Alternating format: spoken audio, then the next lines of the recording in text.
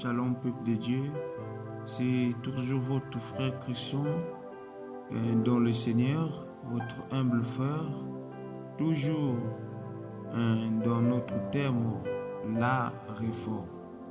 Voilà.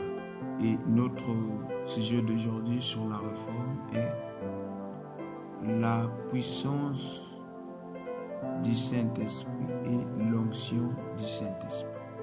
Je répète, la puissance du Saint-Esprit et l'onction du Saint-Esprit. Je bénis toutes les bien-aimés frères et sœurs qui sont en train de me suivre. Que Dieu vous bénisse abondamment. C'est là qui est en train de me suivre de loin, bien de près, Dieu vous bénisse abondamment.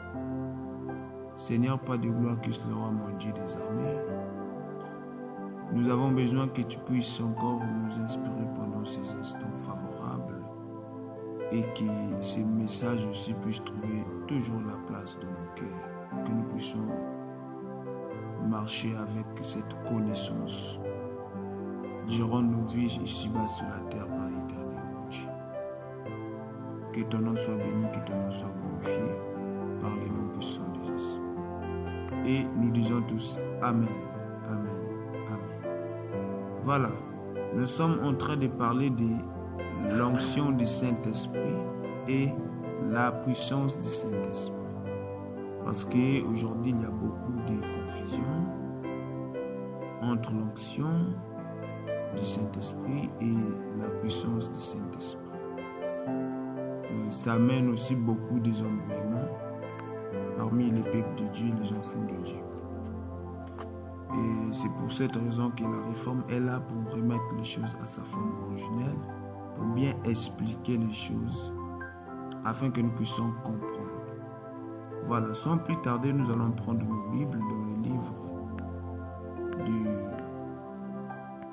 Jean chapitre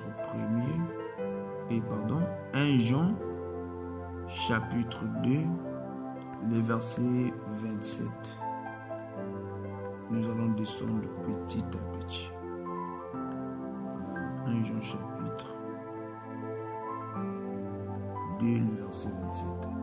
Disons la parole du Seigneur. La Bible déclare: pour vous, l'onction que vous avez reçue de lui demeure en vous. Et vous n'avez pas besoin qu'on vous enseigne, mais comme son onction vous enseigne toutes choses, et qu'elle est véritable, et qu'elle n'est point un mensonge, demeurez en lui selon